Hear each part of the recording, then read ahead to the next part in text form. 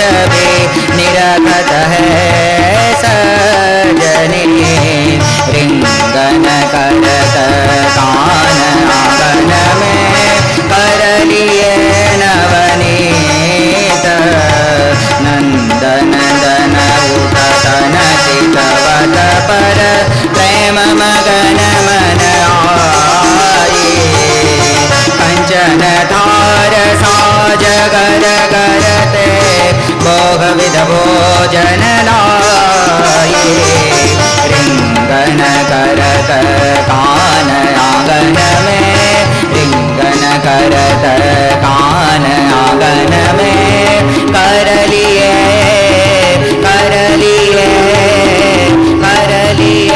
नवनीत। श्री कृष्ण कन्हैया लाल की।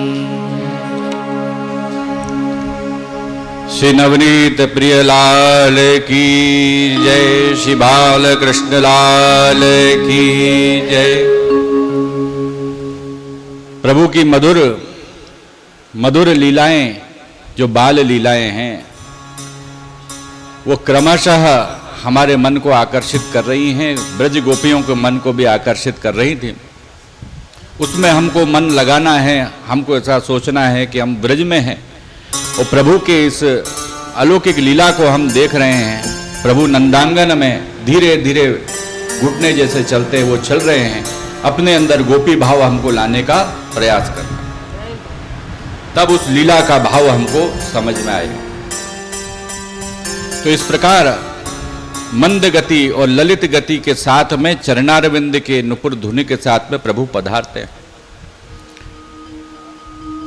दूसरा, उससे थोड़े जब प्रभु बड़े होते हैं तब आगे श्री यशोदा मैया प्रभु को बड़ा सुंदर श्रृंगार धराती। बाल भाव का वो श्रृंगार, टोपी जगला, श्री मस्तक पर श्याम बिंदी जिससे कि नजर न लगे, कस्तूरी तिलक आपने धारण कर रखा है, कंठाभरण आपने धारण कर रखे हैं, हाथ में सुंदर कड़ा पोची नजर न लगे तदर्थ है, चरणारविंद में आपने नुपुर, कमर में कंदोरा वो सब धारण कर रखा है, नखावली शोभित है, दो दूध की जो दांत हैं वह भी शोभित है। इस प्रकार का आपका अलौकिक बाल भाव युक्त व्याघ्र नख, बगनखा जिसे कहते हैं कि नजर न लगे उसके लिए, वह शोभित है। ऐसे बाल स्वरूप का हमें ध्यान करना चाहिए, अपने मन में स्मरण करना चाहिए, तो हमारे सब संताप दूर होकर भगवत भक्ति उनके स्वरूप में हमारा ध्यान केंद्रित हो जाता है। ऐसे सुंदर तैयार करके जब नंद आंगन में वो पधारते हैं, दोनों बालक बलराम और कृष्ण वो बड़े शोभायमान होते हैं। यशोदा जी गोपीजन उनको खिलाते हैं अनेक प्रकार से, और वो चरणारविंद में कंदोरे की जो धुनी है उसको लेकर आगे बढ़ते हैं। थोड़ा तेज चलते हैं, फिर थोड़ा रुकते हैं। जब थोड़ा तेज चलते हैं तो तेज ध्वनि आती है, थोड़ा रुकते हैं तो हल्की ध्वनि आती है। बालक हैं, उन्हें आश्चर्य होता है कि ये आवाज धुन कहां से आ रही है, इसलिए आश्चर्यचकित होकर वापस दौड़ने लगते हैं, वापस रुक जाते हैं। तो यहां पर कहा गया है, श्रुति स्मृति शिरोरत्न नीराजित पदाम्बुजम।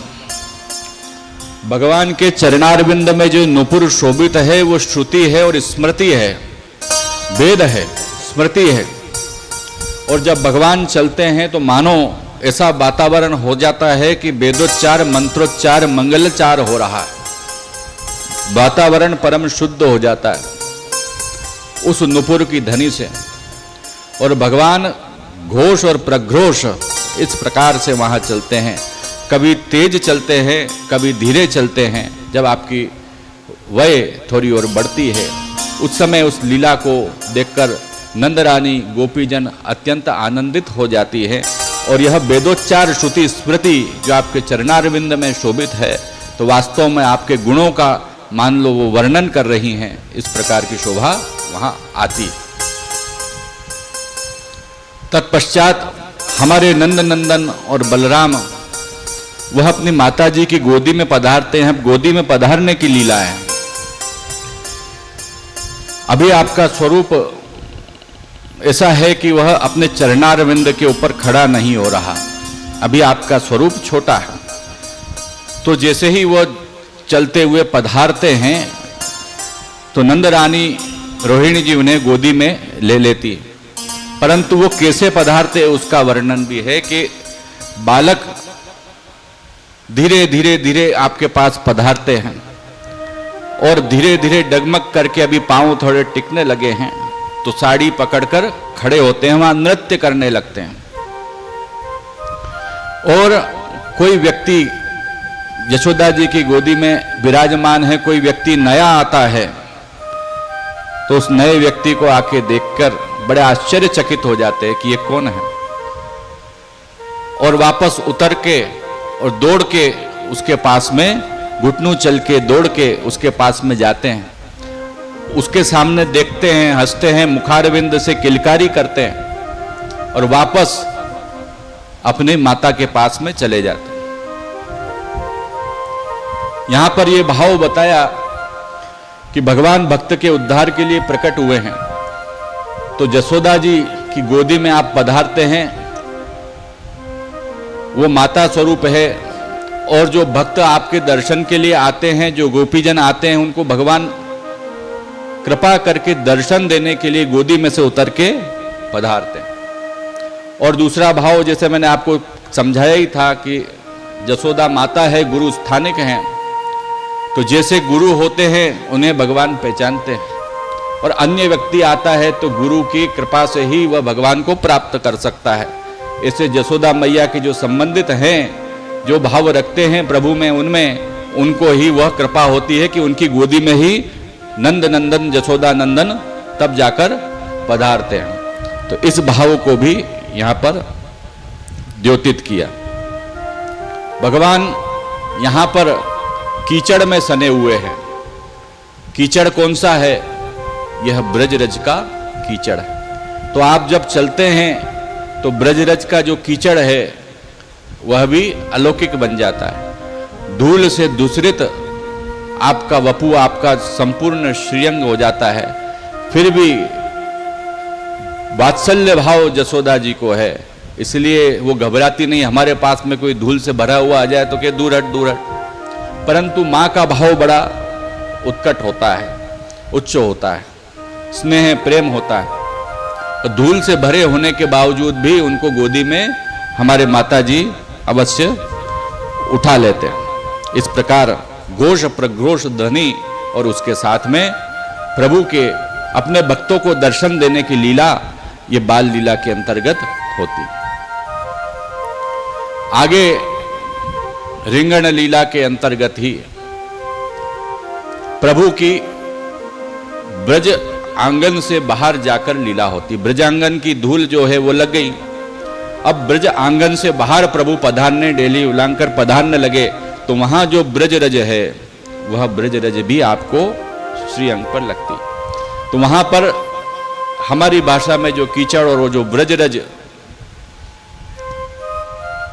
उसमें जब घुटने चल के आप पधारते हैं भगवान श्री कृष्ण, तो उसकी शोभा अत्यंत अलौकिक है। हमारे परम भगवदीय भक्तों ने गाया है कि ऐसा लगता है मानो साक्षात चंदन का लेप, केसर कस्तूरी का लेप वहां प्रभु ने धारण कर लिया। जो भूमि आज तक दुखी थी कि मेरे ऊपर असुरों का प्रभाव बढ़ गया है, वो भूमि आज कृतार्थ हुई, क्योंकि साक्षात नंद नंदन वहां पर पधारे हैं। अपने चरणारविंदों का उसने स्पर्श किया है। उसके ताप को, पाप को, दुख को, भार को, सबको हरण उनने किया है। उनके ऊपर इतनी कृपा की। तो आज उस भूमि के परम भाग्य हैं जिसका कीचड़ उस ब्रजरज, उस ब्रज भूमि के परम भाग्य हैं जहां प्रभु पधारते हैं, और उसको अपने तन के ऊपर चंदन के समान लेप किया हुआ है। यह ब्रजरज का महात्म्य भी बताया कि जहां प्रभु लौटे हैं, उनके संबंध से जो अधम है उसका भी उद्धार हो जाता है। तो ये तो ब्रज रज है, आपका निज धाम है, आपके चरणारविंद की रज यहाँ पड़ी है, श्रीअंग से आपने रज को लूटा पोटा है। तो हम लोग भी जब वहाँ जाते हैं ब्रज में, तब प्रभु का अलौकिक संग प्राप्त हो, भक्ति की प्राप्ति के लिए वो ब्रज रज हमको हमारे मस्तक पर, शरीर पर, सब जगह लगानी चाहिए, जिससे कि सब जगह अलौकिकता हो जाए। इसीलिए हमारे यहाँ चरणामृत भी लिया जाता है। आगे जब प्रभु ने थोड़े से चरणारविंद ग्रहण किए, अर्थात थोड़े खड़े होने लगे धीरे धीरे डगमगाते हुए, तब प्रभु की लीला है कि जब जसोदा मैया इस प्रकार से धूल दूषित वपु प्रभु पधारते बुलाते, तब आनंद से, हृदय से, कंठ से उनको लगा लेती। और उस समय की जो लीला है वो ऐसी है कि कृष्ण बलराम दोनों नृत्य करते हुए पधारते, यशोदा जी की साड़ी से उठकर फिर नृत्य करते, दोनों भाई परस्पर हाथ में हाथ लगा के पुनश्च नृत्य करते। कभी जसोदा जी कहते कि अब नृत्य करो तो फिर नृत्य करते, कोई गोपीजन कहते कि फिर नृत्य करो तो फिर नृत्य करते। तो कहने का तात्पर्य ये है कि बाल सुलभ लीला के माध्यम से यहाँ ये बताया कि भगवान यहाँ भक्तों के वश में होकर रहें। नहीं तो दुनिया को जो नचाने वाले हैं उनको कौन नचा सकता है, परंतु जो प्रेमी भक्त हैं, बशी कुर्वन्ति माम भक्त्या सस्त्रियः सत्पतिम यथा, जैसे सतपति वश हो जाता है सत स्त्री के, वैसे ही अपने भक्तों के, अहम भक्त पराधीन हूं, मैं भक्त के पराधीन हूं, इस बात को यहां पर आप स्पष्ट कर रहे हैं। माता इन सबको आलिंगन करके दुग्ध पान कराती है, मुखारविंद के आप दर्शन करती है, परम आनंदित होती है। तो इस प्रकार यहां 3 लीलाओं के दर्शन बाल लीला में हमने किए। एक तो आप गुटरुन चल रहे हैं, गुटरुन चलते चलते आप धीरे धीरे गति से चलते हैं, मंद गति। दूसरा आप गुटरुन चल रहे हैं, उसमें आप तेज चलने लगते हैं, तेज गति से आप चलते हैं। तीसरा, आप जसोदा जी की जो गोदी है उसके अंदर आप विराजमान होते हैं, वह आपका स्वरूप बताया, नृत्य इत्यादि करते हैं, वह स्वरूप बताया। तीनों यहां गति बताई। अब कैसे कैसे प्रभु ऐसी वस्तु के पास में जाते हैं जहां से उनको श्रम पहुंचने की, हानि पहुंचने की संभावना रहती है, और अपने निज भक्त के ऊपर कृपा करते हैं, जसोदा जी के ऊपर कृपा करते हैं। उनका मन कहीं भी लौकिक में नहीं लगने देते, घर संसार में नहीं लगने देते, बार बार कुछ न कुछ ऐसा कार्य करते हैं कि उनको वो कार्य छोड़ के आना ही पड़ता है। तो ये भगवान की कृपा है कि भगवान जिस जीव पर, भक्त पर कृपा कर देते हैं उसके ऊपर तो उसका मन संसार में कहीं लगने नहीं देते। तो कैसे कैसे कौतुक लीला यहाँ भगवान कर रहे हैं, क्या क्या कर रहे हैं, वो हमको देखना। तो यहाँ पर प्रभु कौन सी लीला कर रहे हैं? यहाँ पर प्रभु कुमार लीला, 2 वर्ष जब आपके हो गए तब की लीला का वर्णन। तो तब की लीला में क्या हुआ, कैसे हुआ, उसका वर्णन कहते हैं कि यही अंगना दर्शनीय कुमार लीला। ये भगवान की कुमार लीला है। यहाँ पर प्रभु ने बड़ी कौतुक लीला करी। एक छोटा बछड़ा था, उस बछड़े को आपने पकड़ लिया, उस बछड़े को पकड़ के और उसकी पूंछ पकड़ के वो बछड़ा आगे भाग रहा है और भगवान पीछे उसको खींच रहे हैं। वो भगवान को लेते जा रहा है आगे, भगवान उसको पीछे खींचते जा रहे हैं। ऐसी एक कौतुक लीला करी। तो यहाँ पर सब जो गोपी जन हैं, भक्त जन हैं, वो भगवान की इस लीला को देख रहे हैं। वो क्या देखते हैं? एक तो भोली गोपी है जो घर में अपने काम में व्यस्त थी, वो जब हो हल्ला सुनती है तब बाहर आती है। उसको कौतुक होता है कि अरे क्या हो रहा है, देखो तो सही। तो भगवान के स्वरूप को देख के मंत्रमुग्ध हो जाती है कि देखो प्रभु कैसी लीला कर रहे हैं, बछड़े को पकड़ के ऐसे आनंद बाल लीला के कर रहे हैं। उसको कौतुक होता है। दूसरी, अपने घर के बाहर आके ये सब नजारा देखने लगती है। जित ग्राहा अपने घर के बाहर आ जाती है। तो वहाँ वैराग्य का लक्षण बताया कि भगवान को के लिए वो अपने घर को भी छोड़ के आ जाती है, भगवान के स्वरूप में आसक्त हो जाती है, उस स्वरूप के दर्शन करती। और तीसरी माधुर्य भाव युक्त जो ब्रजांगना है, जिनने सर्व समर्पण प्रभु के लिए कर दिया है, जिनका जन्म भी प्रभु के लिए ही है, ऐसी जो अलौकिक गोपी है वो भी वहां आती है और वो प्रभु की इस लीला को देखकर हसन्त्यः हंसने लग जाती। तो तीनों प्रकार की गोपियां वहां आती है, प्रभु की इस लीला को देखती है। कभी बछड़े आगे जा रहा है, कभी प्रभु उसको पीछे खींच रहे हैं और इस प्रकार वो हंसकर और वो प्रभु को दौड़ने पकड़ती है कि बालक है 2 साल के, बछड़ा है, कहीं कोई नुकसान कोई श्रम न हो जाए, तो सब गोपियां दौड़ती हैं पीछे। ऐसी कौतुक लीला प्रभु वहां करते हैं। तो इस लीला का भाव क्या है? इस लीला के भाव को हम समझते हैं कि भगवान भक्तों के पराधीन हैं। जो गायें हैं वो निस्साधन भक्त हैं, उनके बछड़े हैं वो भी निस्साधन हैं, उनके पास कोई साधन नहीं, मूढ़ जीव हैं। तो भगवान ऐसे जिनके पास कोई साधन नहीं, साधन बल नहीं, उनके ऊपर विशेष कृपा करते हैं।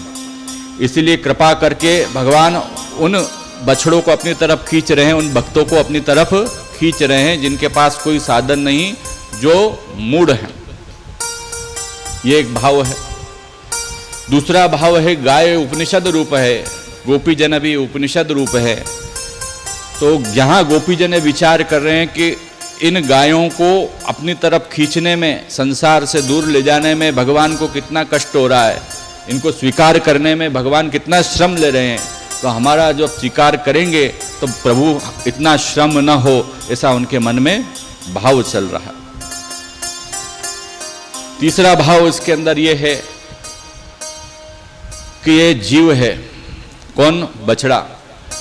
वह बछड़ा जीव है, वो आगे दौड़ता है, मतलब संसार की तरफ दौड़ता है। भगवान पीछे खींचते हैं, मतलब अपनी ओर खींचते हैं। तो हम कैसे हैं? हम भी उस बछड़े के समान हैं। भगवान हम सबको हाथ पकड़ के खींचते हैं, तम तो नहीं हमको संसार चाहिए, हम भागते हैं, आगे दौड़ते हैं कि हमको तो घर बार चाहिए, संसार चाहिए।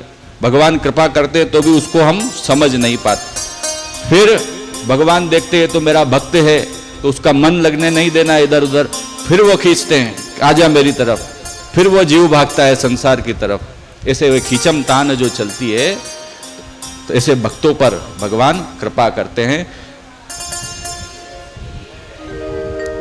यहां पर भी ब्रज भक्तों पर भी भगवान इस प्रकार की कृपा करते हैं, क्योंकि ते नाधूति श्रुति गणा ते नोपासित महत्तमा।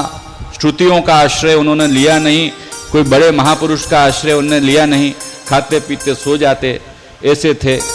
तो भी भगवान उनके बीच में आए, उनके स्वभाव के अनुरूप ढल गए, अनेक लीला करके उनके मन को यहाँ पर भगवान ने मोहित किया है। इस प्रकार की ये जो बछड़े को पकड़ के करने की लीला है, यहाँ पर हम उसका भाव को समझ पाए। अब आगे इस लीला को अनुसंधान करते, हृदयस्थ करते हुए भगवान बाल कृष्ण अपनी जसोदा मैया को किस प्रकार हैरान करते हैं, उनका मन अपने में लगाते हैं, वो बात। तो कभी कभी जब प्रभु थोड़ा थोड़ा चलने लगे तो वो कौन कौन से जीवों के पास पहुंच जाते हैं, उसका वर्णन है। श्रृंगी अर्थात जिनके पास सींग हो, ऐसे जीवों के पास में वो पहुंच जाते। वो कौन है? गायें। घर के बाहर गाय बंधी हुई है, जसोदा मैया रसोई बना रही है, अपने कार्य में व्यस्त हैं। भगवान बाल कृष्ण पधारे, धीरे धीरे चलते हुए गाय के पास पहुंच गए, गाय को पुचकारने लगे। भगवान को ऐसा देखकर जसोदा मैया घबराई, देखा नहीं घर में कहाँ है, देखा तो गाय के पास में है, गौशाला में है। अरे गाय मार देगी, सींग वाली गाय है, लग जाएगी। सुलभ बाल भाव फिर उठा के वापस तुरंत अपने पास में लेके आती। और गाय तो भक्त है, गाय चाटती है प्रभु को और लाड करती है। दूसरा आग, अग्नि। भाई घर है, गृहस्थी है तो अग्नि होगी, रसोई बनती है, या गौशाला में भी अग्नि रहती है, गाय के पास में कंडे वंडे इत्यादि जला के रखते हैं। तो भगवान कभी जाते हैं, यशोदा मैया अपने कार्य में व्यस्त रहती है, तो आग के पास चले जाते हैं। भगवान को लगता है कोई खेलने का खिलौना है, तो उसको पकड़ने दौड़ते हैं। जसोदा मैया जोर से हल्ला करके रोकती है, दौड़ती है, पकड़ती है, वहां से उनको उठा के वापस अपने सन्मुख लेके आती है। दंष्ट्री दांत वाले जीव, जिनके दांत होते हैं, वैसे भगवान नंद नंदन अपने घर से बाहर नंदांगन में पधार जाते हैं। वहां पर बंदर खेलते रहते हैं, दांत वाले हैं, काट सकते हैं। भगवान उनको दाने देते हैं खिलाने के लिए, बड़े प्रेम से खाते हैं, वे भी भक्त रूप है। प्रभु के मुखारविंद का वो दर्शन करके मुग्ध हो जाते हैं। और जसोदा मैया इधर घर के अंदर चिंतित हो जाती है कि बालक कहाँ गया, फिर दौड़ती है बाहर, देखे तो प्रभु बाहर है। आपके साथ भी होता है ना, बच्चे जब पाँव ले लेते हैं तो परेड जिसको कहते हैं, माता पिता की परेड हो जाती है, रोड पे नहीं भाग जाए, कुछ उठा नहीं ले, कुछ खा नहीं ले, ऐसा होता है ना। वैसा ही जसोदा मैया के साथ में हो रहा है। तो यहां प्रभु उनके मन का हरण कर रहे हैं, चित्त का हरण कर रहे हैं, लौकिक में कार्यों में उनको नहीं लगने दे रहे। तो प्रभु वो दंष्ट्री बंदर के सामने से उनको जसोदा मैया लेकर आती। असी अर्थात तलवार, स्वाभाविक है नंदराय जी सूबेदार हैं ब्रज के, तो उनको अपने साथ में सेना रखनी होती है, तलवार भी रहती है, उस तलवार का पूजन भी किया जाता है। तो घर में तलवार रखी है, अब बच्चे घर में कोई किसी के चक्कू तलवार रखी रहती है तो बच्चे उठा लेते कि नहीं सहज में, फिर माता पिता दौड़ते कह रहे लग जाएगी, हाथ कट जाएगा, क्या कर रहा है, इसको नहीं उठाना, उनको ऊपर रखते हैं, बच्चों के हाथ में नहीं आवे, ऐसा। तो यहाँ पर तलवार रखी है, नंद नंदन चुपचाप जाते हैं नजर बचा के और म्यान में से तलवार निकाल लेते। जसोदा मैया तो ही घबराती है और आती है, अरे अरे क्या कर रहे हो, तुरंत क्या आपके हाथ में लग जाएगी, तुरंत रखती उसको ऊपर ठिकाने रखती। जल के पात्र मटकी भर के रखी हुई है घर में, गृहस्थों के घर में सब चीज रहती है, मटकी भी रहती है। या घर के आगे पधारते हैं तो घर में कुआं है, कुएं के पास में फिर गड्ढे हैं पानी के, ये भी हैं। तो इन सब के पास में मटकी के पास धीरे धीरे खड़े हो जाते हैं और उसको हिलाने लगते हैं प्रभु, अरे मटकी गिर जाएगी, टूट जाएगी, लग जाएगी। नंद आंगन से बाहर आप पधारते, कुआं है, अरे कुएं में गिर जाएगा बालक, दौड़ते हैं तुरंत, गड्ढे हैं, गड्ढे में गिर जाएगा। तो इस प्रकार जसोदा मैया के चित्त को आप निरोध कर रहे हैं। द्विज पक्षी 2 बार उत्पन्न होते हैं, तो पक्षी चोंच वाले हैं, तो आप पधारते हैं बाहर दाना लेके, हाथ में से मोर है, पोपट है, तोते हैं, इनको आप खिला रहे हैं। जसोदा मैया अंदर घबराती है, कहती है कि कहाँ गए, जाके देखते हैं तो हाथ से खिला रहे हैं, अरे मोर की चोंच लग जाएगी बच्चे को, अरे तोता काट लेगा, तुरंत उनको वहां से लेके पधार। घर के बाहर कटीली झाड़ियां हैं, वो कटीली झाड़ियां जो कि गुंजा माला की है, वह गुंजा माला प्रभु हमारे यहाँ जो भारतीय सनातन संस्कृति है उसमें गुंजा माला का भी बड़ा महत्व बताया गया। प्रभु उसको धराते हैं, विश्व को मोहन कर लेते हैं। हमारे यहाँ संयोग और वियोग स्वरूप से भी गुंजा माला बताइए। तंत्र मार्ग में उसके अलग प्रयोग हैं, भक्ति मार्ग में उसके अलग प्रयोग हैं। हमारे घर में गुंजा माला हो तो सकारात्मकता रहती है। प्रसादी गुंजा माला हम अपने पास रखें तो सब प्रकार की सुख समृद्धि हमको प्राप्त होती है। और किसी प्रकार का भी कोई व्यक्ति अनिष्ट करना चाहे तो इस प्रकार का अनिष्ट नहीं कर सकता, ऐसे अनेक उसके सद्गुण हैं। तो वो गुंजा माला की कटीली झाड़ियों के पास भगवान पहुंच जाते, अरे कांटे चुभ जाएंगे प्रभु को, यशोदा माता तुरंत वहां से उनको लेके पधारते। ऐसे अनेक स्थान पर प्रभु पधारते हैं और वहां से ले लेकर जब यशोदा मैया उनको पधारती हैं तब उनके हृदय का भाव वह देखने लायक होता है। हृदय से नंद नंदन को लगा लेती है, कहीं श्रम न पहुंच जाता, कोई तकलीफ न हो जाती। ऐसे कोमल स्वरूप आप हैं तो हमको भी जो सेवा करते हैं तब इस बात का ध्यान रखना चाहिए कि हमारे हाथ से प्रभु को श्रम न पहुँचे। जिस प्रकार जसोदा मैया का भाव है कि प्रभु को हर प्रकार के श्रम से बचाने, क्योंकि बाल भाव है, उस प्रकार का भाव हमारे हृदय में होना चाहिए कि हमारे नख न चुभ जाएं, कहीं हमारे से कोई ठोकर न लग जाए, कोई सामग्री बिगड़ न जाए, प्रभु को सुंदर से सुंदर वस्तु आए। ये सब प्रयास हम जब करें तब वो भाव के अनुरूप प्रभु पधार के हमारा भोग अरोकते हैं, वो भाव के अनुरूप प्रभु ढल के हमको अनुभव बताते हैं। इन सब चीज़ों का हमको जब हम सेवा करते हैं ध्यान रखना चाहिए। अब प्रभु जब धीरे धीरे थोड़ा थोड़ा चलने लगे तब आप ब्रज में विहार करने लगे। अपने चरणारविंद का आपने ब्रज भूमि पे स्पर्श कराया। चरणारविंद भक्ति रूप है, इसीलिए जो ब्रज रज है आपके चरणारविंद में लगी प्रसादी हुई और ब्रज भी भक्ति स्वरूप बन गया। जो चरणारविंद का आश्रय लेता है उसे भक्ति सिद्ध होती है। वैसे ही जो चरणारविंद का ध्यान करते हुए ब्रज का आश्रय लेता है उसको भी भक्ति सिद्ध होती है। इसीलिए वो ब्रज भक्ति स्वरूप बन गया। वो चरणारविंद की रज जिससे अंतःकरण शुद्ध होता है, वो प्रसादी रज की कामना भक्त लोग करते हैं। उससे भक्ति प्राप्त होती है, पाप दूर होते हैं और सेवा के उपयोगी हमारा देह वो सब बन जाता है। इसीलिए चरणामृत भी हमारे यहाँ ग्रहण किया गया।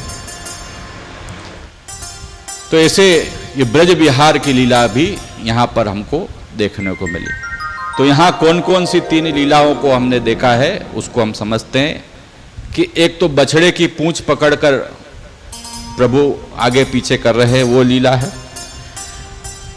दूसरी लीला स्वतः जो आप अलग अलग जगह पधारते हैं, जसोदा मैया रक्षा कर रही है, उस प्रकार की लीला है।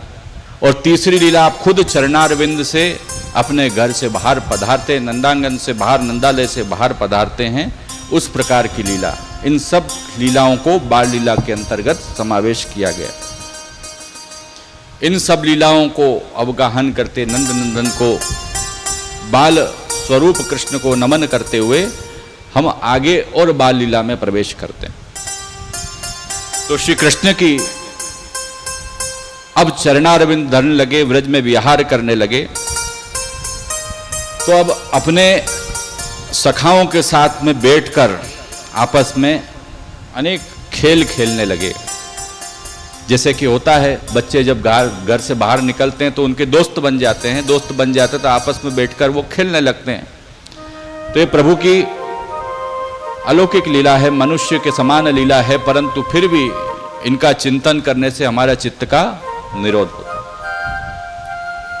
तो यहां प्रभु कौन सा खेल खेल रहे हैं? राजा मंत्री चोर सिपाही। तो प्रभु विराजमान हुए, भगवान श्री कृष्ण तो बने राजा, बलराम जी को बनाया मंत्री, गोप ग्वाल है उनको बनाया सेना, किसी को बनाया चोर, किसी को बनाया सिपाही। और चोर सिपाही का खेल होता है, वैसे प्रभु खेल रहे हैं। संपूर्ण ब्रह्मांड के अधिनायक नायक स्वरूप स्वयं विराजमान है, राजा है। राजा न्याय प्रिय होता है, ऐसे प्रभु भी न्याय प्रिय, सद्गुण संपन्न, षड ऐश्वर्य, अष्टैश्वर्य और षड गुण संपन्न धर्मी स्वरूप आप साक्षात विराजमान हैं। बलराम जी वेदात्मक ज्ञान के स्वरूप है, मंत्री स्वरूप से वो विराजमान।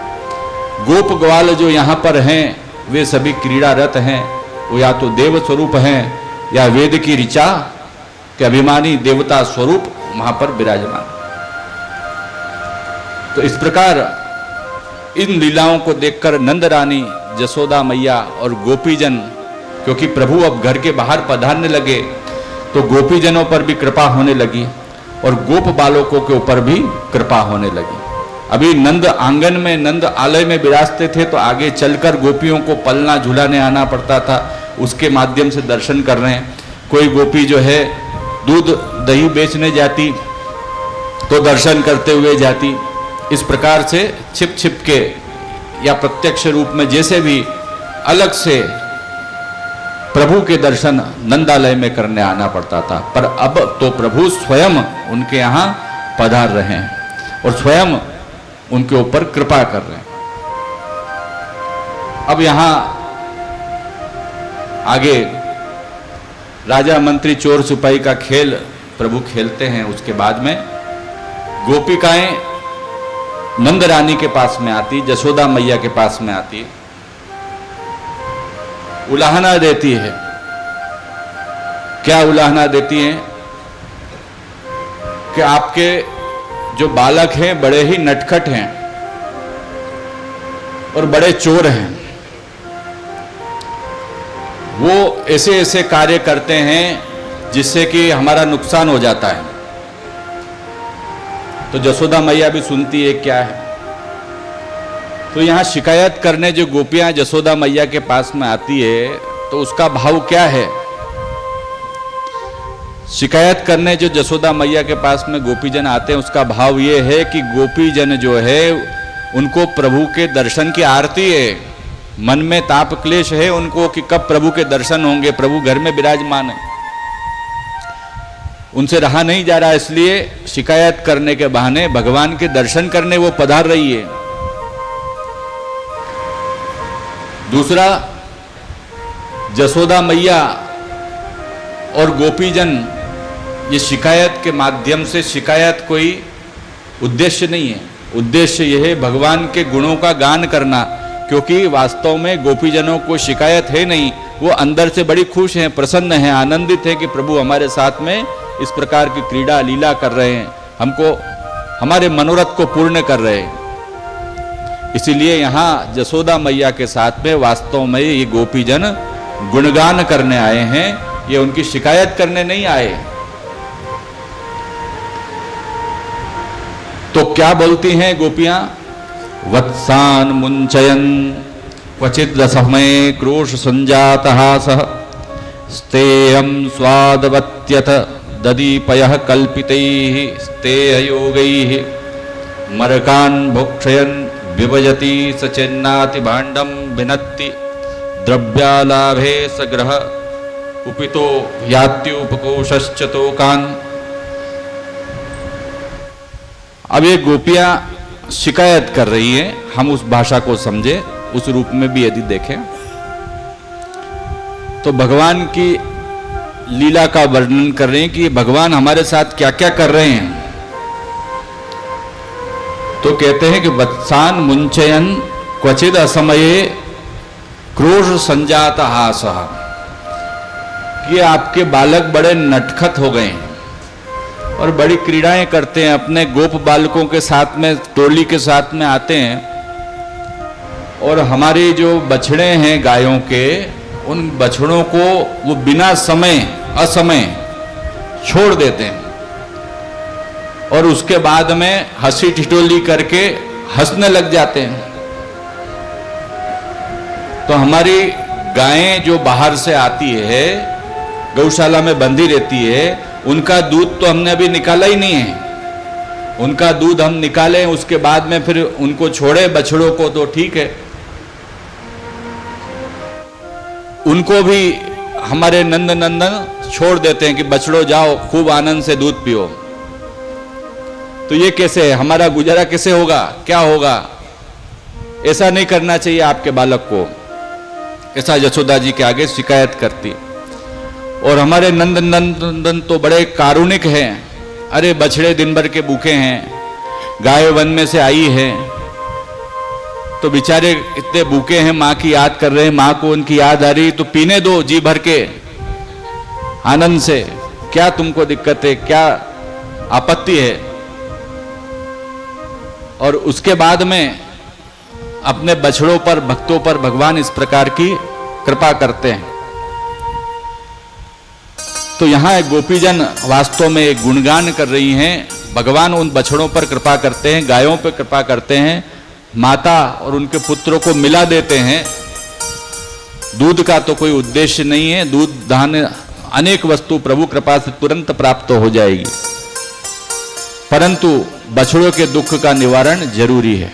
इसलिए भगवान की ये कौतुक लीला है कि कभी भी बछड़ों को गौशाला में छोड़ देते हैं और दूध पिलवा देते हैं। दूसरा कहते हैं स्तेयम स्वादवत्ती दधिपयः कल्पितैः स्तेय योगैः। ये भगवान की माखन चोरी लीला है। क्या करते हैं भगवान, आपके बालक कैसे कैसे माखन चोरी करते हैं कि घर में घुस जाते हैं। सबसे पहले तो उनको मालूम है कि घर में कोई है कि नहीं है, ये पता कर लेते हैं। जब देखते हैं कि कोई गोपी बाहर गई हुई है, कोई काम से गई हुई है, तो अपने सखाओं के साथ में वहां पर घुस जाते हैं। छीके पे रखी हुई वस्तु, छिपाई हुई वस्तु, सबको वो समझ जाते हैं कि कहाँ कौन सी वस्तु रखी है, दूध दही छाछ मक्खन कहाँ रखा है। तो वहां से वो सब चीज इकट्ठी कर लेते हैं, खुद भी खाते हैं, अपने जो सखाएं उनको खिलाते हैं, और वहां से वो चोरी करके भाग जाते हैं। और जब गोपीजन वहां वापस उस खाली घर में अपने घर में आती है तो सब कुछ लुटा हुआ पाती है, कुछ उसको वहां पर मिलता नहीं। दूसरा यहां पर बात बताया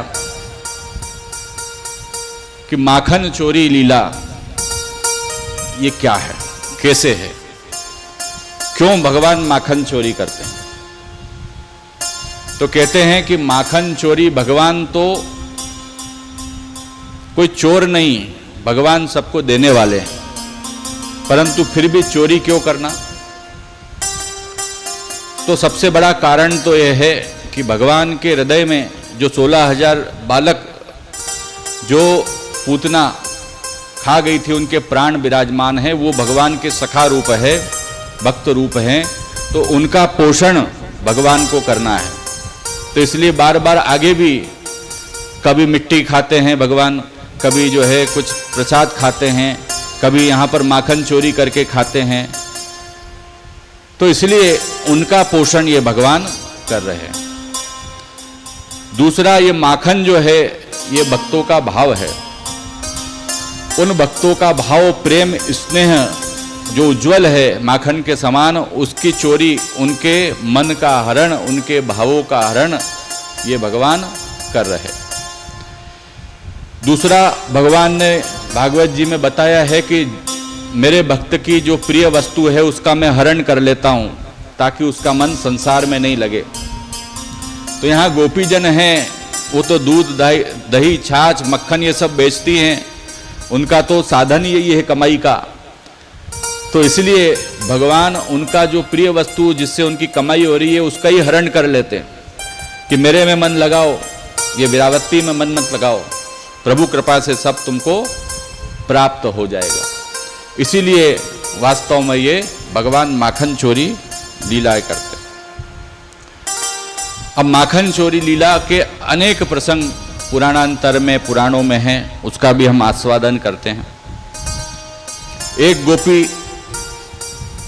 बड़ी ही चतुर थी, उसने कहा कि भगवान चतुर शिरोमणि है तो मैं उनसे भी बढ़ के हूं।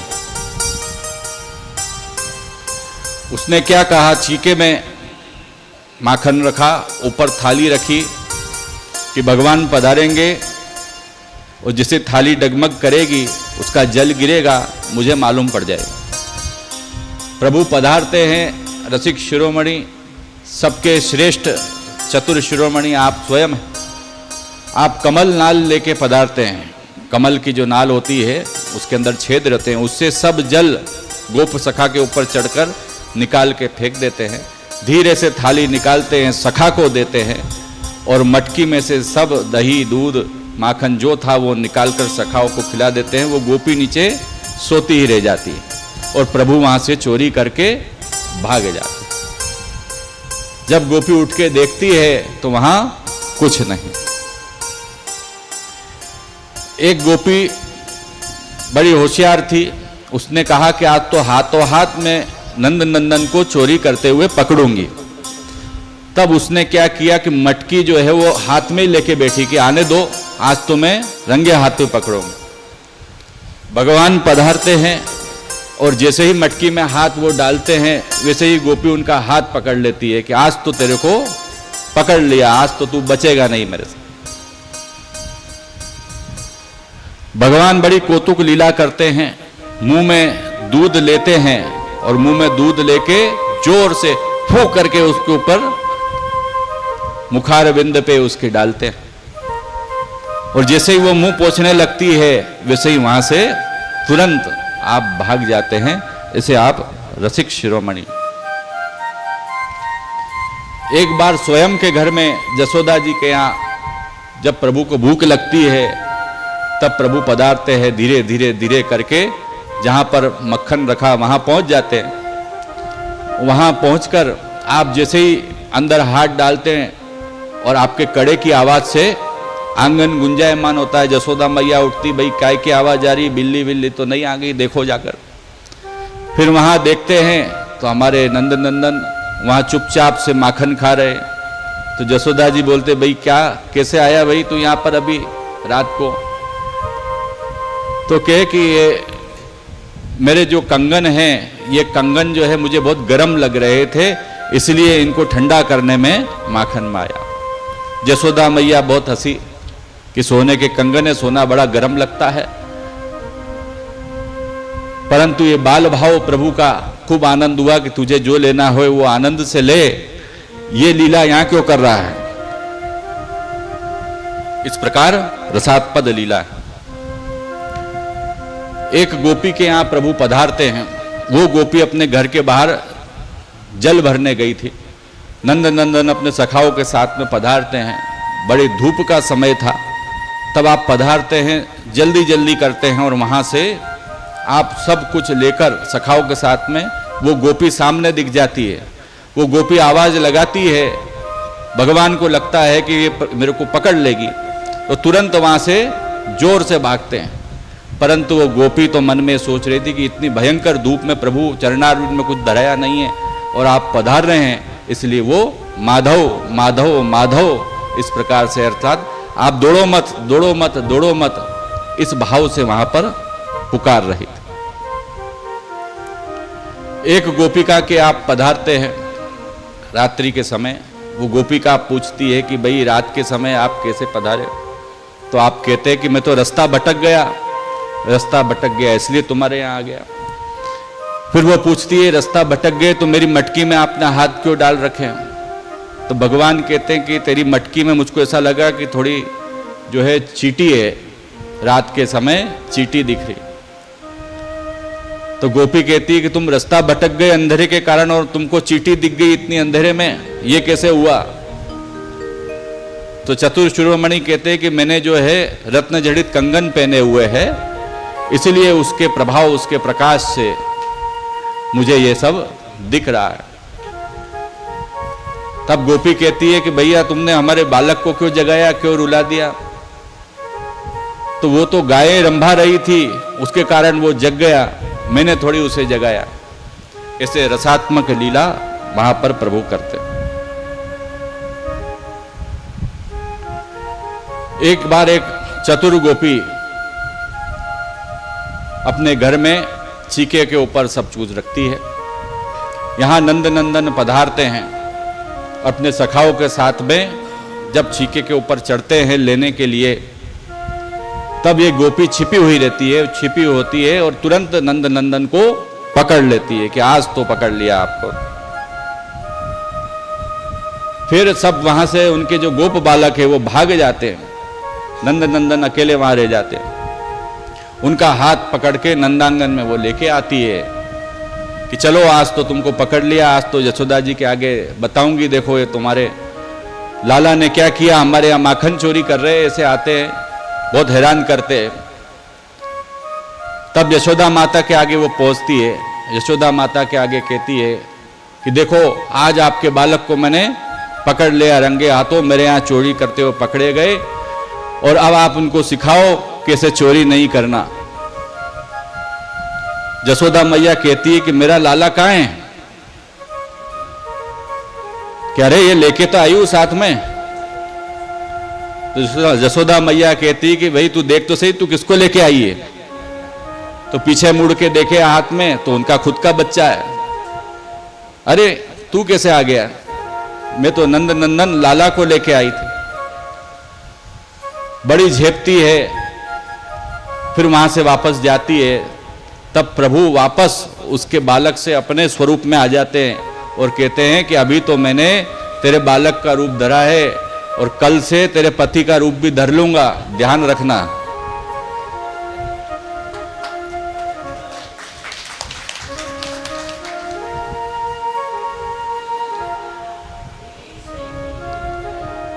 तो प्रभु के ऐसे रसात्मक चरित्र।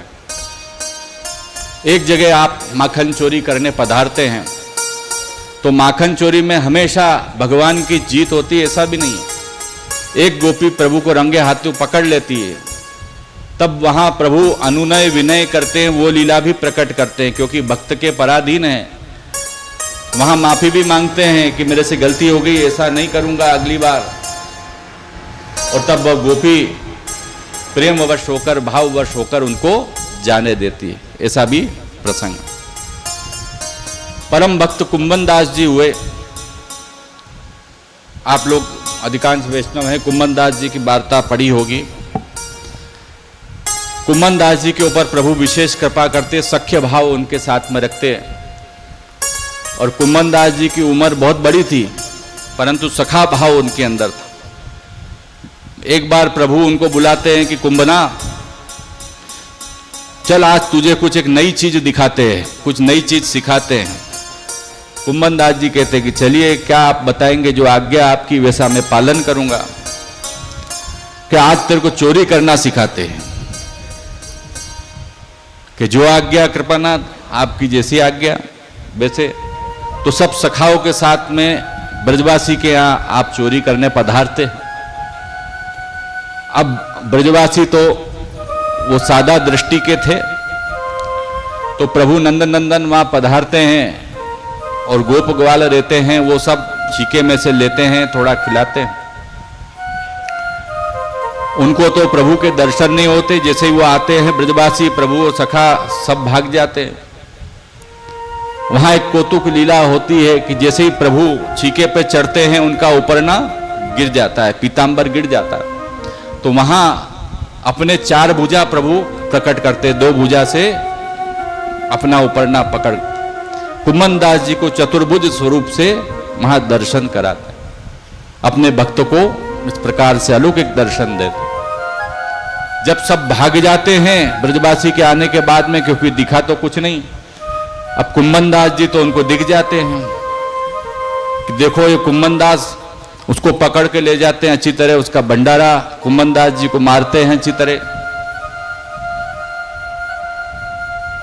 कहते हैं उनके कि देखो तुम्हारा ये ब्रजवासियों क्या चोरी करने लग गया आप तो माखन मिश्री। कुंभन दास जी आते भगवान के पास, भली भगवान आपने अच्छी करी, बहुत पिटाई करे मेरी आज। प्रभु कहते हैं कि तू चोरी की विधि जानता ही नहीं, तेरे को भागना था ना मेरे साथ में, भागा क्यों नहीं? अरे प्रभु मैं कहां भागू?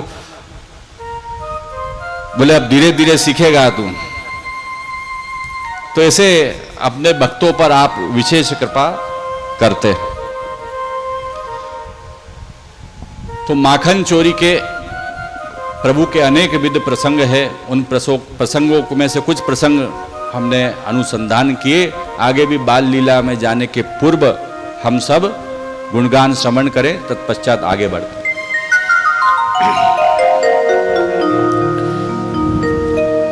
श्री कृष्ण कन्हैया लाल की जय। चोरी चोरी माखन खाई गयो रे वो तो छोरो गोवाल को। चोरी चोरी माखन खाई गयो रे वो तो छोरो गोवाल को। चोरी चोरी माखन खाई गयो रे वो तो छोरो गोवाल को।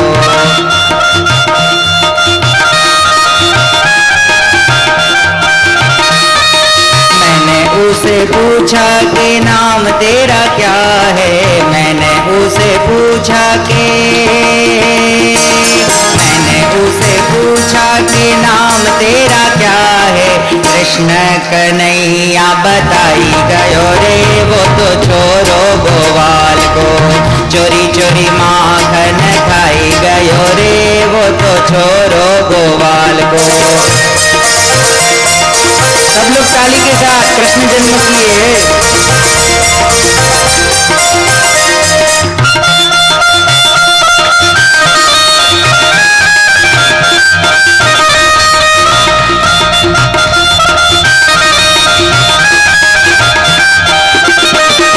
मैंने उसे पूछा कि गांव तेरा क्या है, मैंने उसे पूछा कि गांव तेरा क्या है। गोकुल गोकुल मथुरा बताई गयो रे वो तो छोरो गोवाल को, गोकुल मथुरा बताई गयो रे वो तो छोरो गोवाल को, चोरी चोरी माखन खाई गयो रे वो तो छोरो गोवाल को। श्री राधे जय हो, कृष्ण कन्हैया लाल की।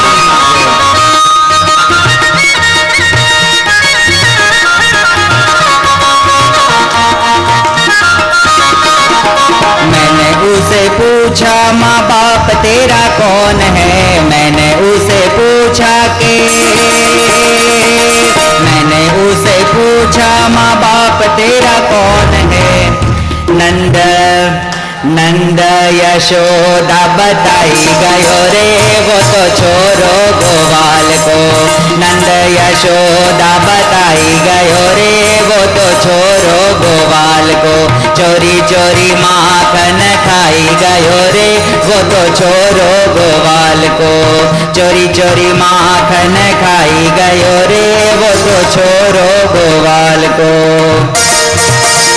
श्री राधे जय हो, हरिराय महाप्रभु की, श्री विठलेश राय की, श्री नवनीतलाल प्यारे की, गोकुल के चंद की।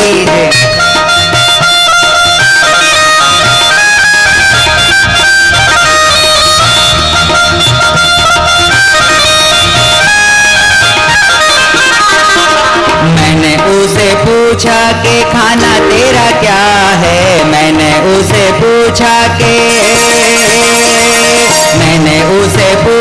कि खाना तेरा क्या है। माखन मिसरी बताई गयो रे वो तो छोरो गोवाल को, माखन मिसरी बताई गयो रे वो तो छोरो गोवाल को, चोरी चोरी माखन खाई गयो रे वो तो छोरो गोवाल को, चोरी चोरी माखन खाई गयो रे वो तो छोरो गोवाल को।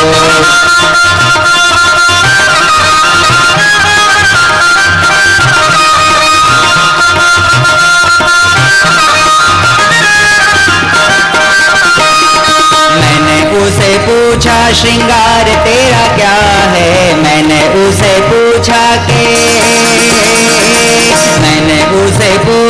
श्रृंगार तेरा क्या है। मोतियन माल बताई गयो रे वो तो छोरो गोवाल को, मोतियन माल बताई गयो रे वो तो छोरो गोवाल को, चोरी चोरी माखन खाई गयो रे वो तो छोरो गोवाल को।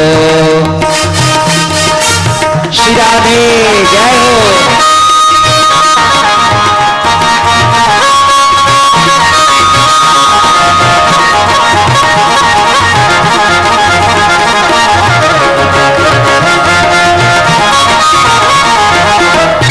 उसे पूछा कि काम तेरा क्या है, मैंने उसे पूछा कि काम तेरा क्या है।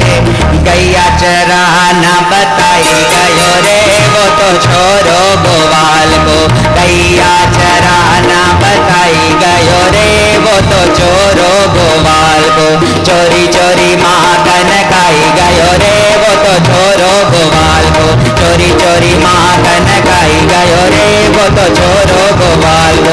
राधे राधे राधे राधे राधे राधे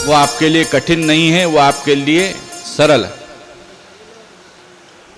कहीं आपने गोपियों ने विशेष प्रबंध करके रखा है माखन चोरी में कि अब प्रभु चोरी नहीं कर सकेंगे, तो भी आप वहां चोरी कर लेते हैं। तो कैसे? तो उसमें भी एक प्रसंग बड़ा सुंदर है। एक गोपी बड़ी होशियार सयानी थी, उसने सोचा कि नंद नंदन मेरे यहाँ चोरी नहीं करे, इसके लिए छीके पे बड़ी सुदूर उसने रखा कि कैसे भी ऊपर चढ़ नहीं पाएंगे।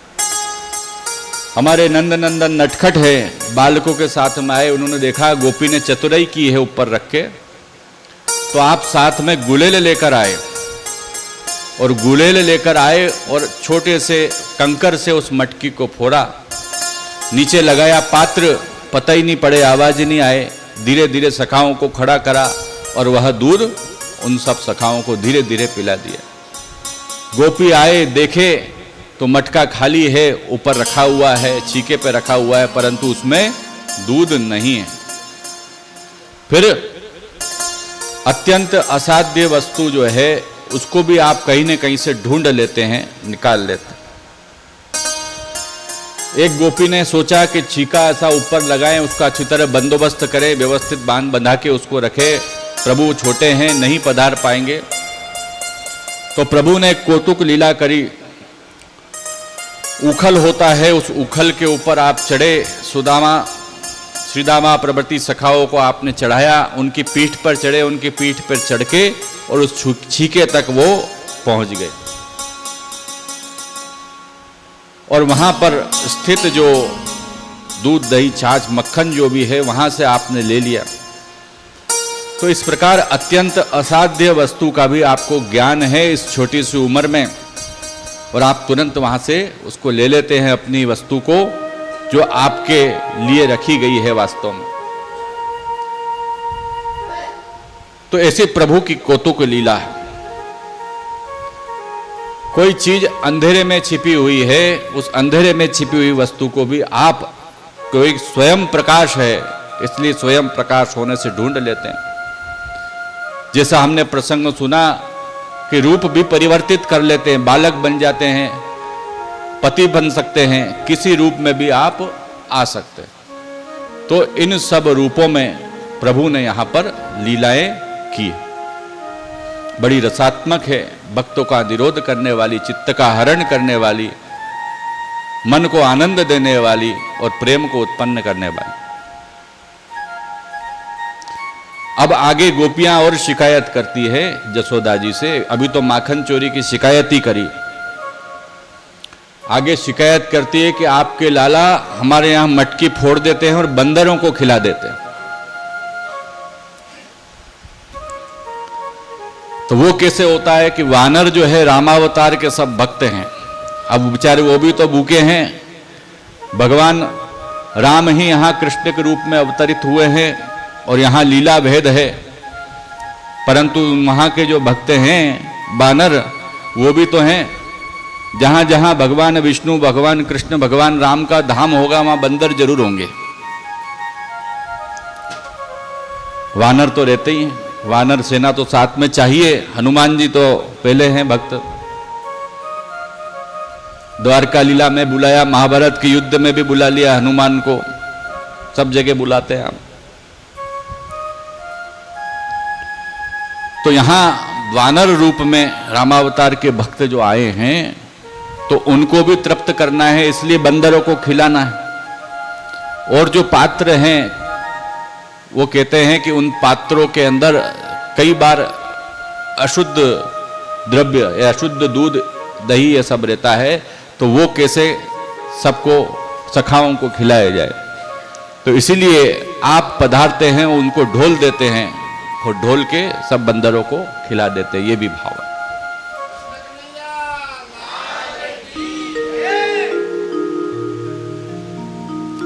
फिर आगे और ये गोपियां भगवान से, यशोदा जी से चुगली करती है, शिकायत करती है कि आपका जो नंद नंदन है, हमारे बच्चे सोते रहते पलना में, उनको झंझोड़ के जगा के चले जाते हैं और रुला देते हैं।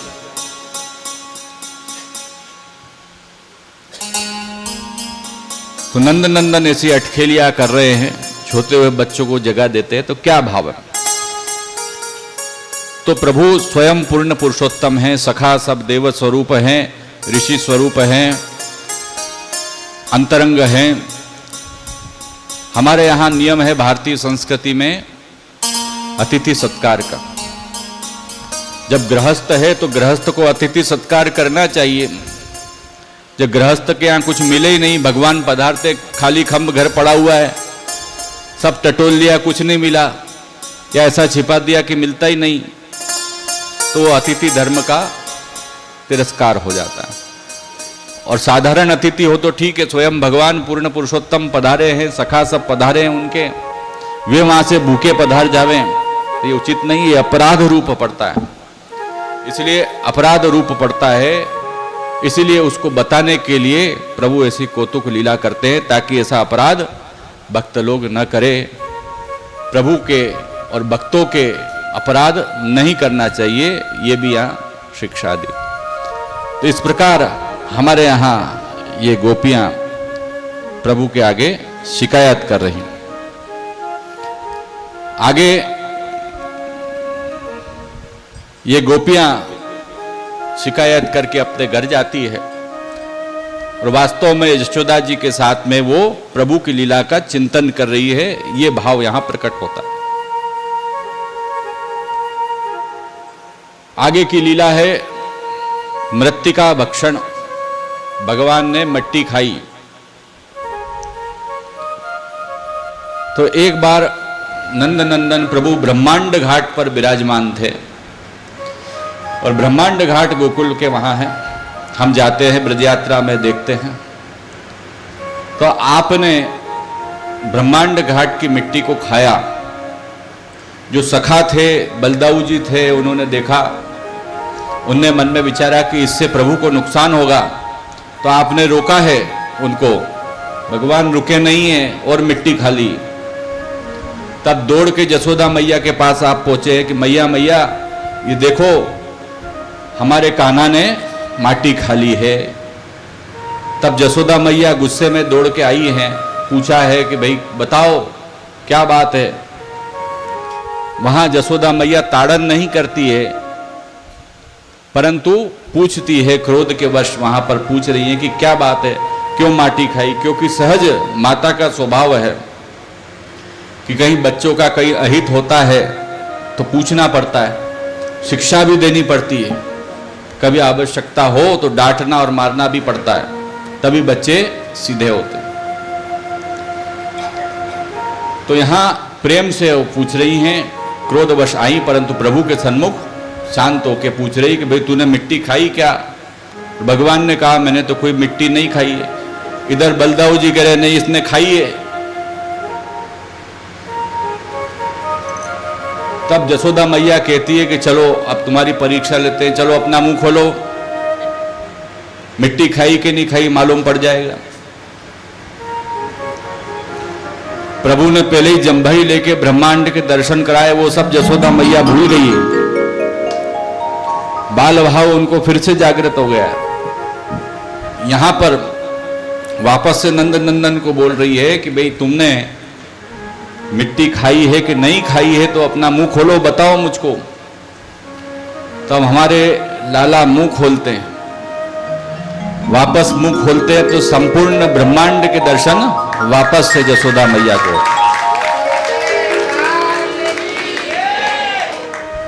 अपने असीम शक्ति को जो छिपाए हुए कोटि ब्रह्मांड नायक पूर्ण पुरुषोत्तम विराजमान है बाल स्वरूप में, वो अपना वास्तविक स्वरूप विराट वहां प्रकट करते हैं मुखारविंद में। नदी, पर्वत, द्वीप, पेड़, नवग्रह, आकाश, गंगा, ब्रह्मांड, स्वयं यशोदा माता, ब्रज, इन सब के दर्शन यशोदा मैया को हो जाते हैं। यशोदा मैया एकदम आश्चर्यचकित मूर्छित से हो जाती है कि ये क्या देखा मैंने, कि ये क्या दर्शन। तुरंत ही अपना मुंह नंद नंदन बंद करते हैं, लाला बंद करते हैं। यशोदा मैया को ज्ञान हुआ, महात्म्य ज्ञान कराया। प्रभु कहते हैं कि मैंने माटी नहीं खाई, तो माटी कौन ने खाई? तो वहां भी ये भाव जिन्हें मैंने आपको बताया कि पूतना जो 16,000 बालकों को खा के आई, वयस्य सखा स्वरूप है, भगवान के अंदर विराजमान है। तो ब्रज की माटी का महात्म्य ये है कि जो उसे खाता है तो उसके सब पाप जो है निकल जाते हैं और भगवान की भक्ति के लायक उसका शरीर बन जाता है, अलौकिकता उसमें आ जाती है।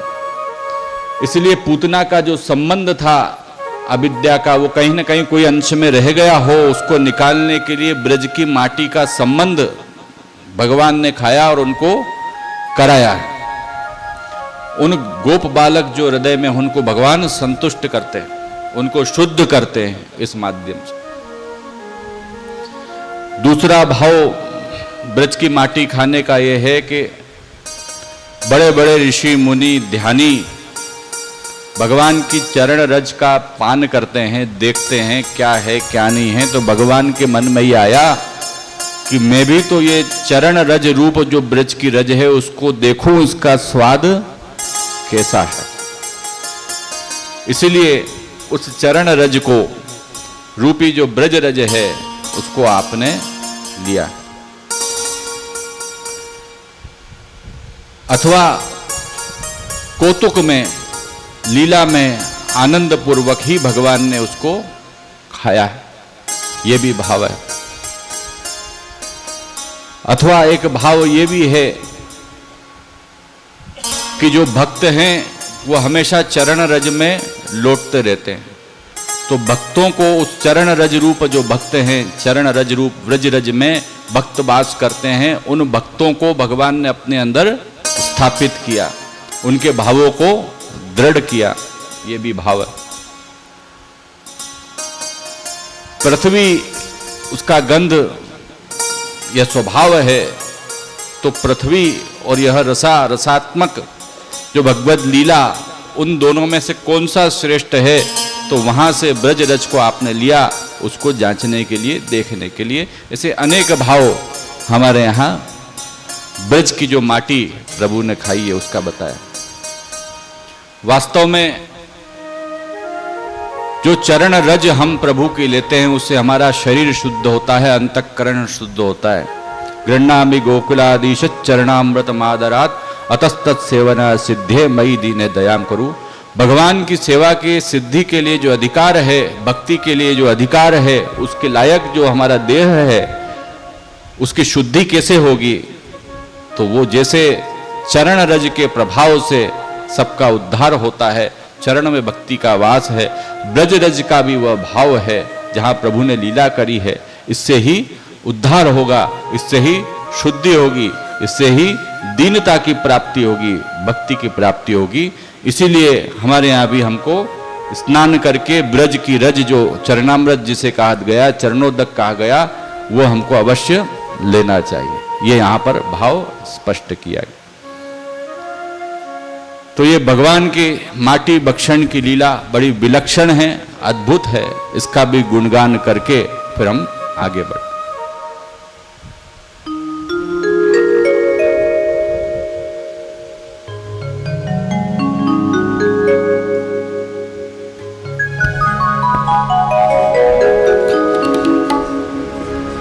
ते माटी क्यों खाई मेरे मोहन, ते माटी क्यों खाए,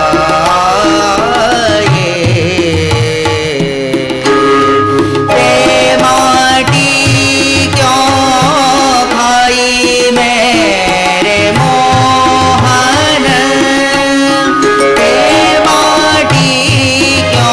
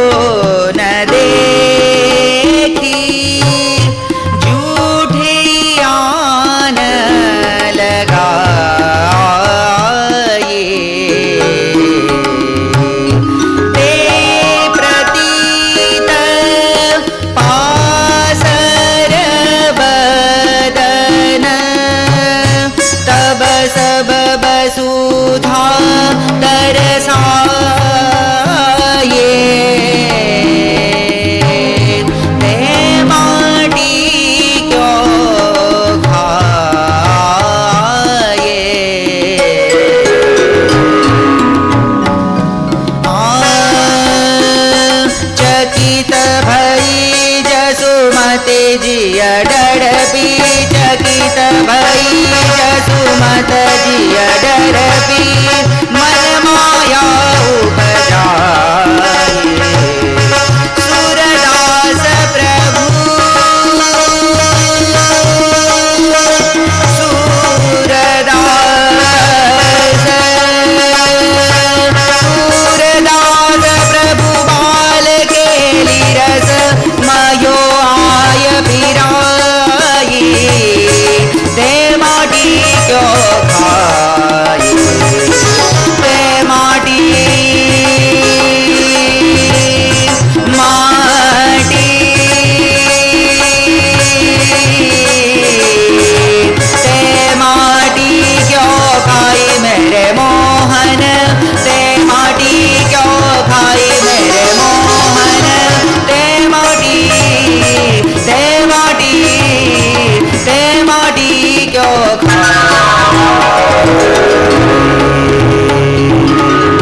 श्री कृष्ण कन्हैया लाल की, श्री नवनीत लाल प्यारे की।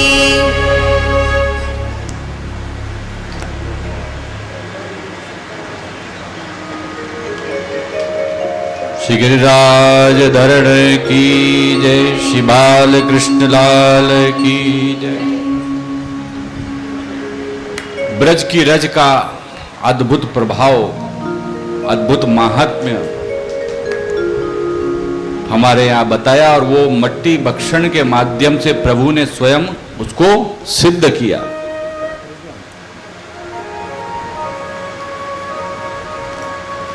आगे बाल लीला के अंतर्गत आती है दामोदर लीला।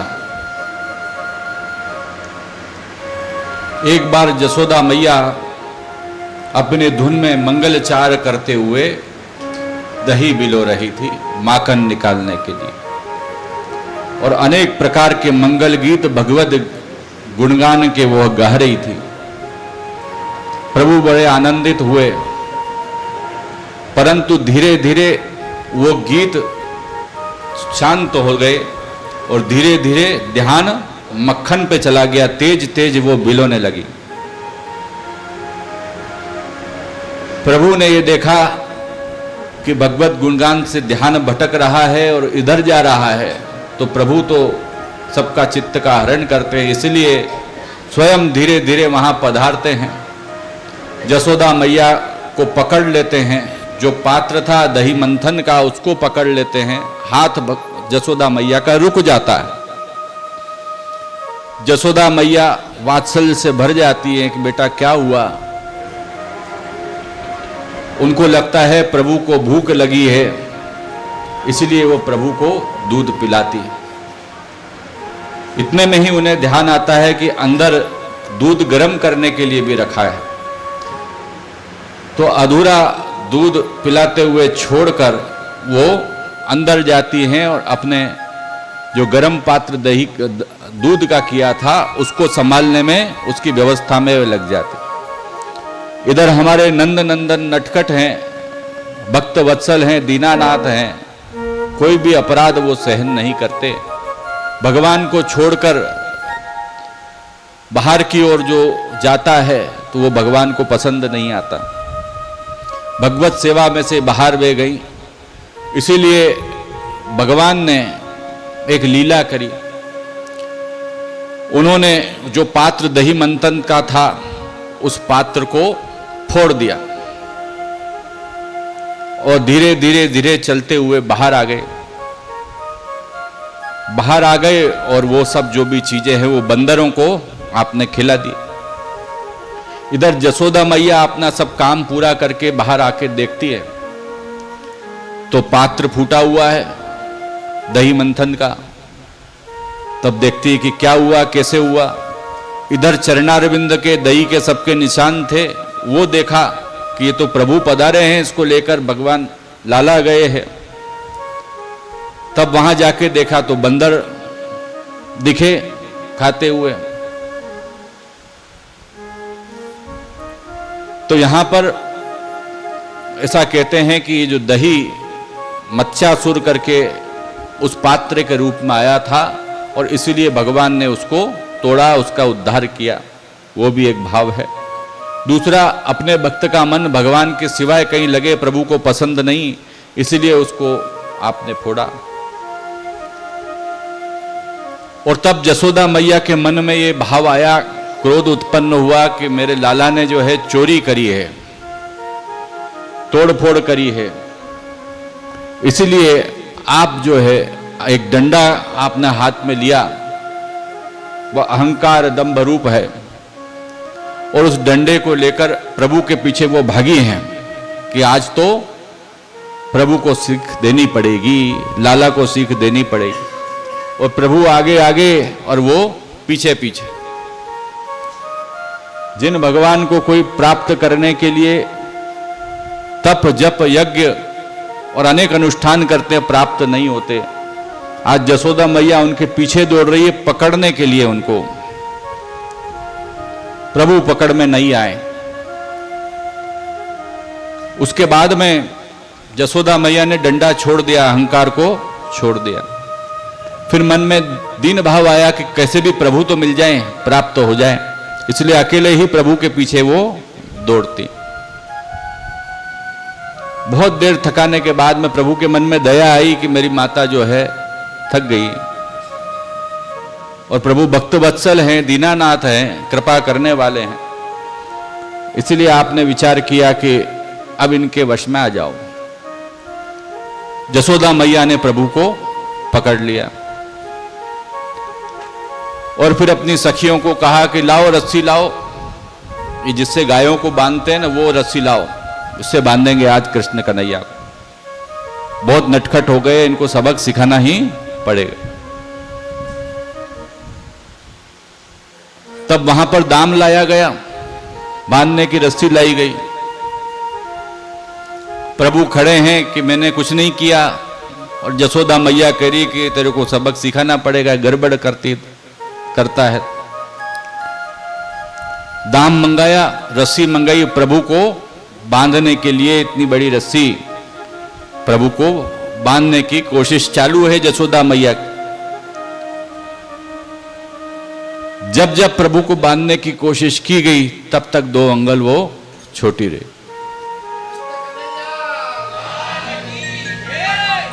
बहुत देर तक प्रयास करने के बाद जसोदा मैया हार गई कि प्रभु तो बंद ही नहीं रहे। जो संपूर्ण संसार को चलाने वाले, जगत की उत्पत्ति करने वाले, सबके आदि मध्य और अंत, उस रस्सी के भी आदि मध्य अंत,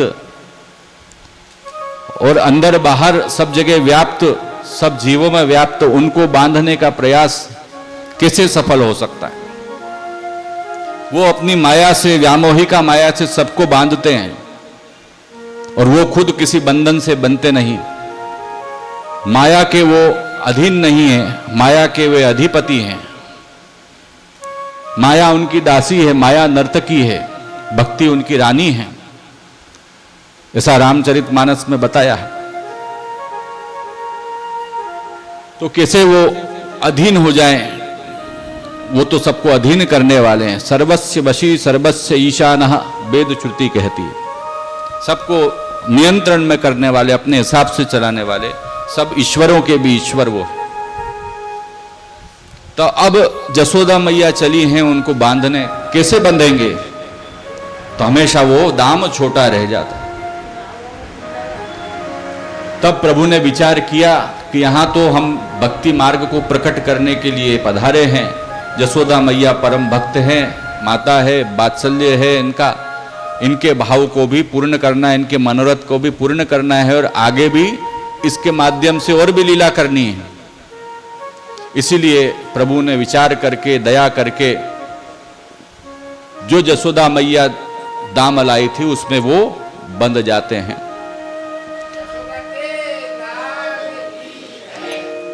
जो उखल रखा था, उस उखल से उसको, श्री कृष्ण को बांध दिया जाता है। तो यहां दामोदर लीला के अंदर ये बताया कि भगवान भक्त वत्सल है। भगवान को कोई बांधने के लिए शक्य नहीं है, वह पूर्ण पुरुषोत्तम है। फिर भी जैसे मैंने कहा कि मेरे भक्त मुझको वश कर लेते हैं, मैं भक्त के पराधीन हूं, भक्त्या हम एकया ग्राह्य, भक्त्या माम अभिजानाति, भक्ति से ही मुझे मेरा वास्तविक स्वरूप जान सकते हैं। भक्त्या तुतोष भगवान गजयूथ पाय इत्यादि जो श्लोक हैं उनके माध्यम से भक्ति का ही महात्म्य सब जगह बताया है। और भक्ति मतलब प्रेम पूर्वक सेवा, और ये परम भक्त हैं, उनके वश यदि भगवान नहीं होंगे तो भगवान की जो प्रतिज्ञा है, ये यथा माम प्रपद्यन्ते तांस तथैव भजाम्य हम, जो मुझे जिस भाव से प्रपत्ति में आता है मैं उसी भाव से उसको भी भजता हूं, ये भगवान का संकल्प टूट जाएगा। इसीलिए भगवान यहाँ भक्त वश हो जाते। योगी ध्यानी तपी मुनियों से भी जो ध्यान गम्य नहीं, प्राप्ति करने योग्य नहीं, ऐसे जसोदा जी गोपियों के भक्त, ऐसे अलौकिक भक्तों के वश, भक्ति के वश होकर वे दामोदर रूप में बंध जाते हैं। उनके कहने पे लड्डू पे नाचते हैं, उनके कहने पर उनके सामान उठा के ले आते हैं, उनके कहने पर छाछ पे वो नाचते हैं। ऐसे हमारे भक्त वत्सल प्रभु अपने भक्तों पर, निज भक्तों पर ऐसी अनहद वो कृपा करते हैं। तो आइए इसका भी हम श्रवण करके तत्पश्चात आज का क्रम पूर्ण करते हैं। कल फिर प्रभु की माधुर्य लीला के ऊपर हम जाएं।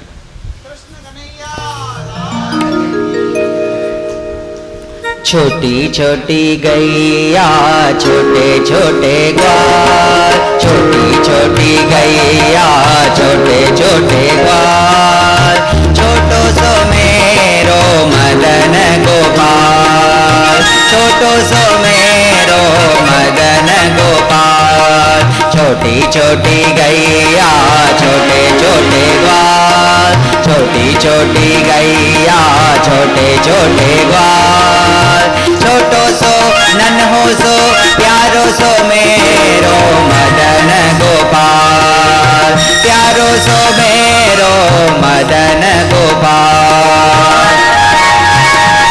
श्री कृष्ण कन्हैया लाल की जय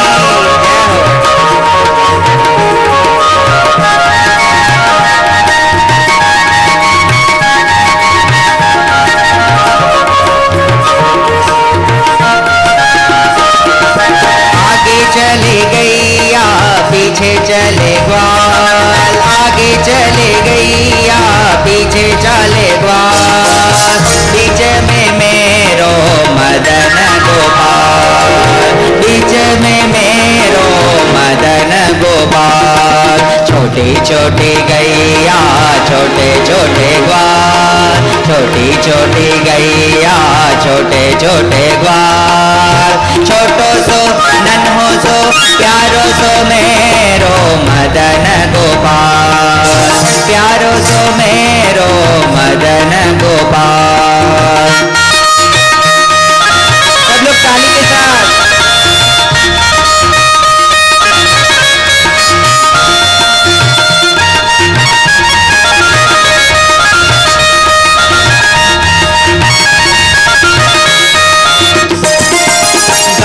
खाई गैया दूध पिए ग्वाल, घास खाई गैया दूध पिए ग्वाल, माखन खाए मेरो मदन गोपाल, माखन खाए मेरो मदन गोपाल।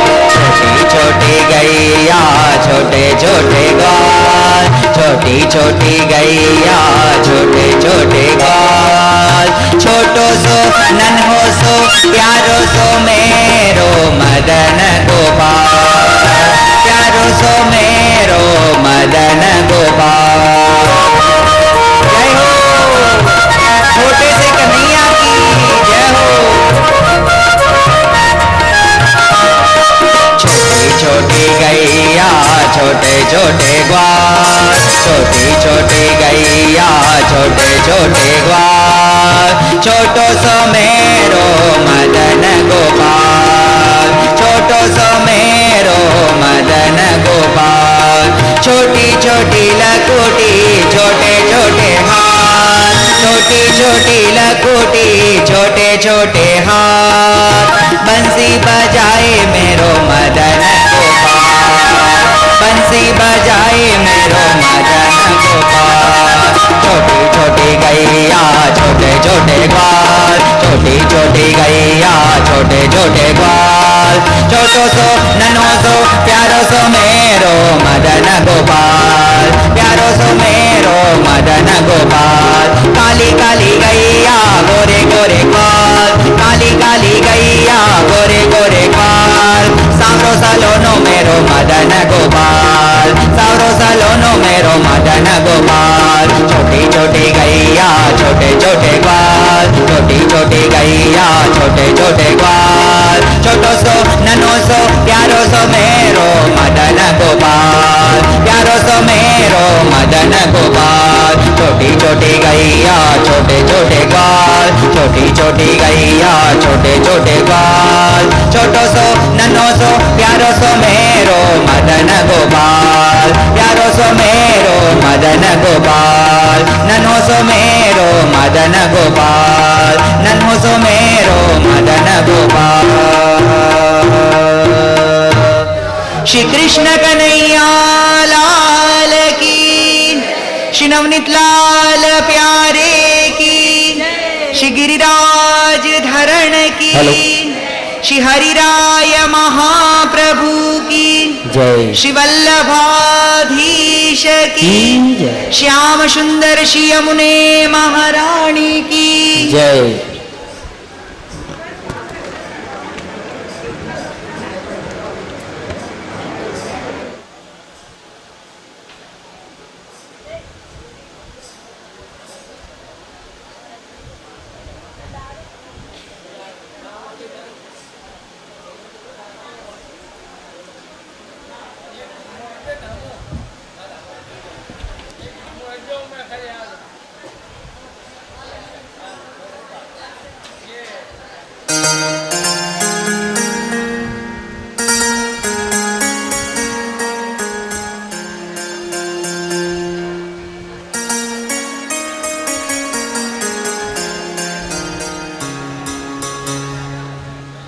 श्री राधे, श्री राधे।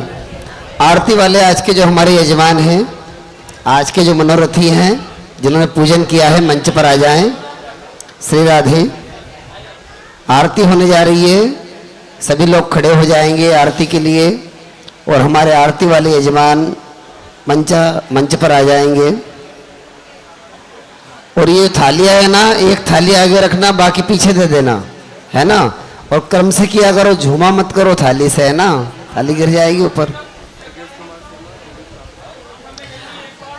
हाँ, आज की आरती है खगेश कुमार जी शर्मा, दिलीप कुमार जी काबरा साहब जी।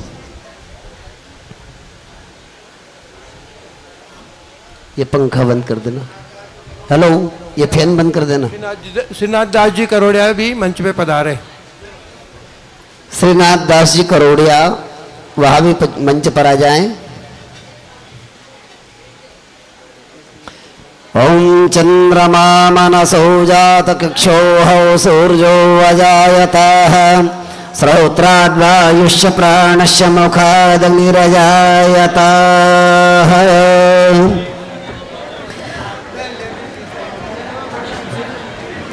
गिरिराज धरण तेरी आरती गाऊं, गिरिराज धरण तेरी आरती गाऊं, श्री बांके बिहारी तेरी आरती गाऊं, बांके बिहारी तेरी आरती गाऊं, आरती गाऊं प्रभु तुमको मनाऊं, आरती गाऊं लाला तुमको मनाऊं, श्री बांके बिहारी तेरी आरती गाऊं, बांके बिहारी तेरी आरती गाऊं।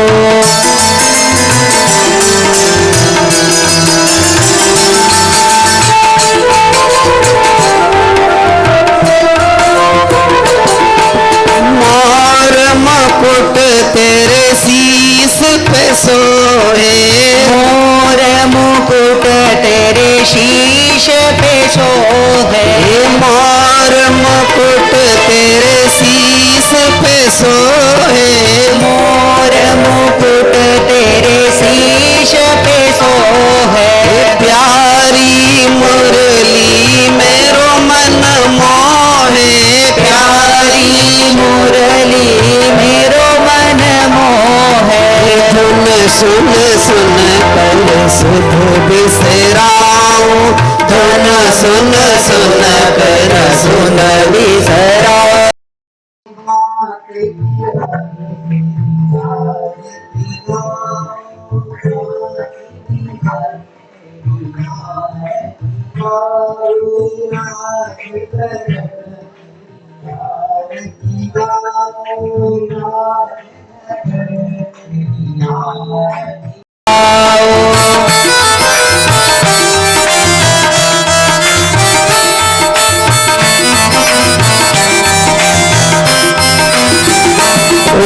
चरणों से निकली गंगा प्यारी, चरणों से निकली गंगा प्यारी।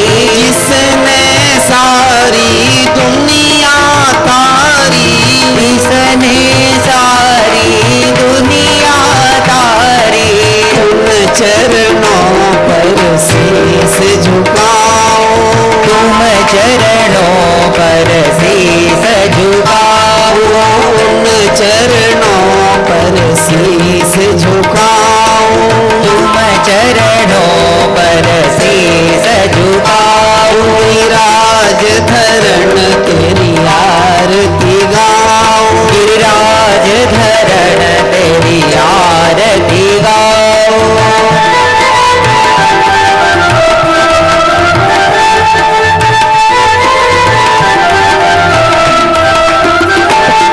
श्री हरिदास के प्यारे तुम हो, श्री हरिदास के प्यारे तुम हो।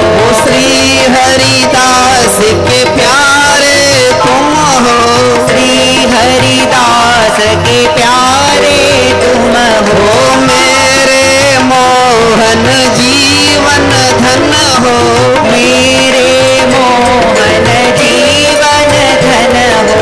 देख युगल छवि सुध बिसराओ, देख ले श्याम तेरी शुद्धि बिसराओ। गिरिराज धरण तेरी आरती गाओ, गिरिराज धरण तेरी आरती गाओ। राधे तालियों के साथ जय हो।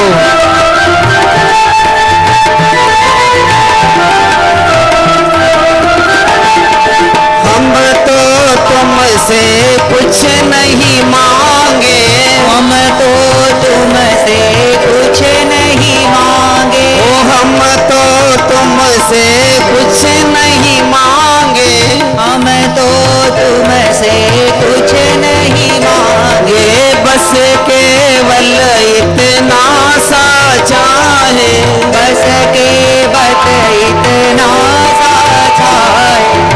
अंत समय हरि भव तर जाए, अंत समय हरि लेकर जाए। गिरिराज धरण तेरी आरती गाओ, गिरिराज धरण तेरी आरती गाओ। आरती गाऊं प्रभु तुमको मनाऊं, आरती गाओ लाला तुमको मनाओ।